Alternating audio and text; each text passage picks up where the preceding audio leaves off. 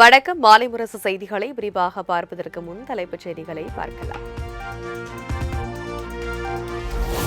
வந்தே மாதரம் தேசிய பாடலின் 150வது ஆண்டு நிறைவு விழாவை ஒட்டி மக்களவையில் இன்று சிறப்பு விவாதம். பிரதமர் நரேந்திர மோடி விவாதத்தை தொடங்கி வைத்து உரையாற்றுகிறார்.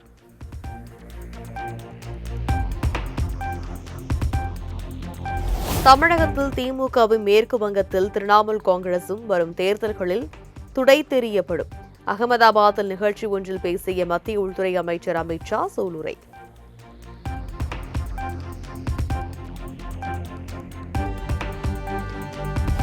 பாஜகவுக்கு தோதான அடிமைகள் சிக்கலாம். புதிய அடிமைகள், பழைய அடிமைகள், பி டீம், சி டீம் உருவாகலாம். இறுதியில் நாங்களே சாம்பியன் என முதலமைச்சர் மு.க.ஸ்டாலின் சூளுரை.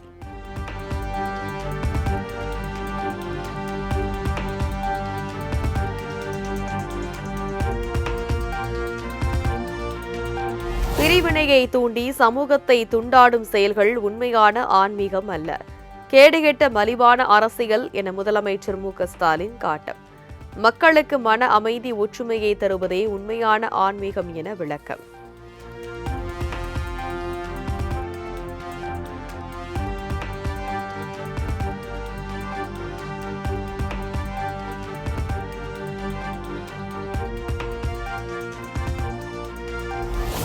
திருப்பரங்குன்றம் அங்காளி பங்காளி பிரச்சினையை தனது வாக்கு வங்கிக்காக பயன்படுத்துகிறார் முதலமைச்சர் மு.க.ஸ்டாலின். இஸ்லாமியர்களுடன் மாமன் மச்சான் போன்று பழகி வருவதாகவும் பாஜக மாநில தலைவர் நைனா நாகேந்திரன் பேச்சு.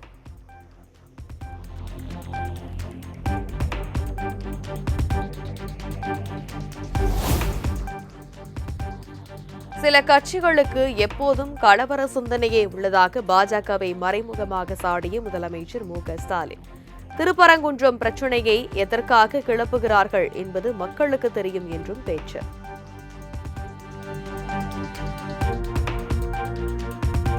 திருப்பரங்குன்றத்தை ஒருபோதும் அயோத்தியாக மாற்ற முடியாது. யாரும் இது குறித்து அரசியல் செய்ய வேண்டாம் என்றும் அமமுக பொதுச் செயலாளர் டிடிவி தினகரன் வலியுறுத்தல். பள்ளி மாணவர்களிடையே படிப்புதான் வளர வேண்டும், ஆனால் ஸ்டாலின் ஆட்சியில் வன்முறை போக்குதான் அதிகரித்து வருவதாக இபிஎஸ் விமர்சனம். சுய விளம்பரத்தில் திளைக்கும் பொம்மை முதலமைச்சர் இதையெல்லாம் எப்போதுதான் உணரப்போகிறாரோ என்றும் எக்ஸ் தளத்தில் சரமாரி புகார்.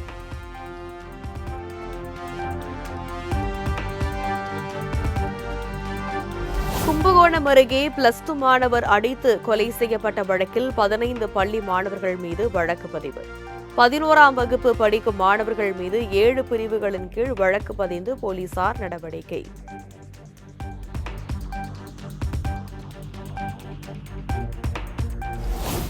திமுக மாவட்ட செயலாளர்களுடன் முதலமைச்சர் மு.க.ஸ்டாலின் இன்று ஆலோசனை. காணொலி வாயிலாக நடைபெறும் ஆலோசனை கூட்டத்தில் கீழ்மட்ட அளவிலான நிர்வாகிகளும் பங்கேற்க ஏற்பாடு.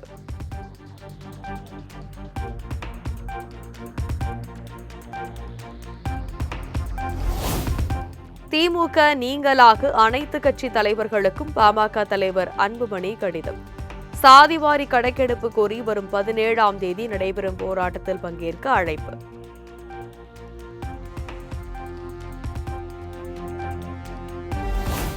சாதிவாரி கணக்கெடுப்பு குறித்த பாட்டாளி மக்கள் கட்சியின் போராட்டத்தில் பாஜக தலைவர்கள் பங்கேற்பார்கள். அன்புமணியின் அழைப்பு குறித்த செய்தியாளர்களின் கேள்விக்கு நைனா நாகேந்திரன் பதில்.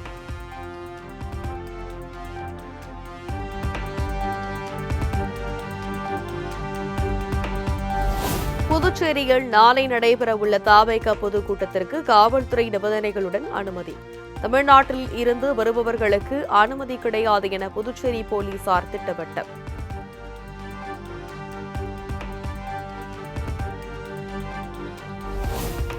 ஈரோட்டில் விஜயின் தவேக பொதுக்கூட்ட இடத்திற்கு காவல்துறை அனுமதி மறுத்ததாக எந்த கடிதமும் வரவில்லை. முன்னெச்சரிக்கை நடவடிக்கையாக மாற்று இடத்தை தேர்வு செய்து கொடுத்துள்ளோம் என செங்கோட்டையன் விளக்கம்.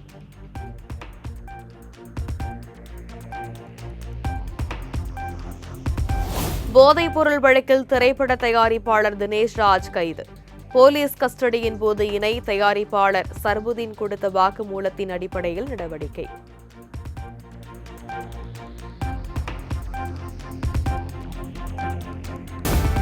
பஞ்சபூத ஸ்தலங்களில் நிலம் தலமாக விளங்கும் காஞ்சிபுரம் ஏகம்பரநாதர் கோவில் குடமுழுக்கு விழா கோலாகலம்.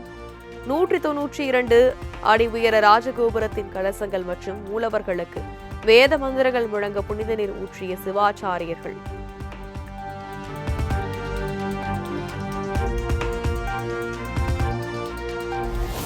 பழனி திரு ஆவினிக்குடி குழந்தை வேலாயுத சுவாமி கோவில் குடமுழுக்கு விமரிசை. ஏராளமான பக்தர்கள் அரோகரா முழக்கம் மின்னதிர எழுப்பி வழிபாடு.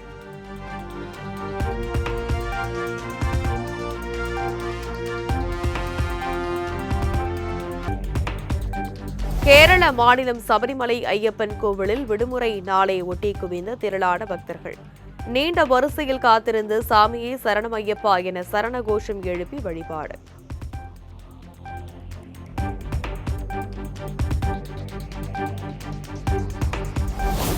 பீகார் தலைநகர் பாட்னாவில் ஏழுமலையான் கோவில் கட்டுவதற்காக திருமலை திருப்பதி தேவஸ்தானத்திற்கு சுமார் 10 ஏக்கர் நிலம் ஒதுக்கியது அம்மாநில அரசு.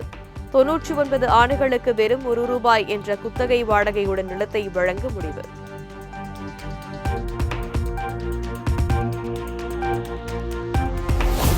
மத்திய அரசு கெடு விதித்த நிலையில் பயணிகளின் ₹610 கோடி பணத்தை திருப்பி அளித்த இண்டிகோ விமான நிறுவனம் மொத்தமுள்ள 138 வழித்தடங்களில் 135 வழித்தடங்களில் விமான சேவையை தொடங்கிவிட்டதாக தகவல்.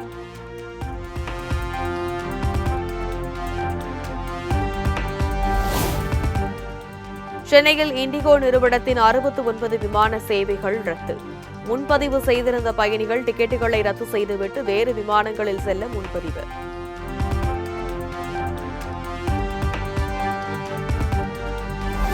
பாஜக எம்பியும் தொழிலதிபருமான நவீன் ஜிண்டால் மகள் திருமண நிகழ்ச்சியில் நடனமாடிய பெண் எம்பிகள்.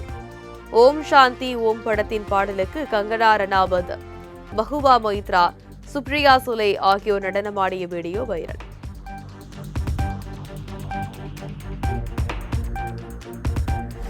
ஐபிஎல் போட்டிகள் பெங்களூரு சின்னசாமி மைதானத்தில் நடைபெறுவதை உறுதி செய்வோம் என கர்நாடக துணை முதல்வர் டி.கே. சிவக்குமார் திட்டவட்டம். தேவைப்பட்டால் வேறு ஒரு இடத்திலும் ஒரு பெரிய மைதானத்தை கட்டுவோம் என விளக்கம்.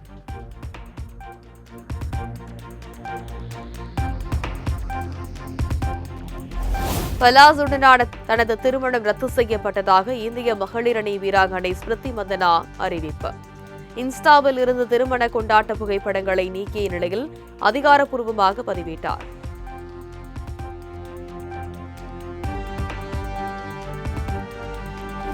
கிரிக்கெட் வீராங்கனை ஸ்மிருதி மந்தனாவை பிரிவதாக அறிவித்தார் இசையமைப்பாளர் பிலாஷ் மூச்சல். அதே நேரம் தங்களை பற்றி அவதூறு பரப்புவோர் மீது சட்ட ரீதியிலான நடவடிக்கை எடுக்கப்படும் என்றும் எச்சரிக்கை.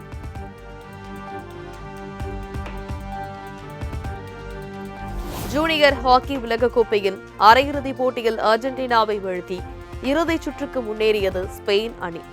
அர்ஜென்டினாவை 2-1 என்ற கோல் கணக்கில் வீழ்த்தி ஸ்பெயின் அசத்தல்.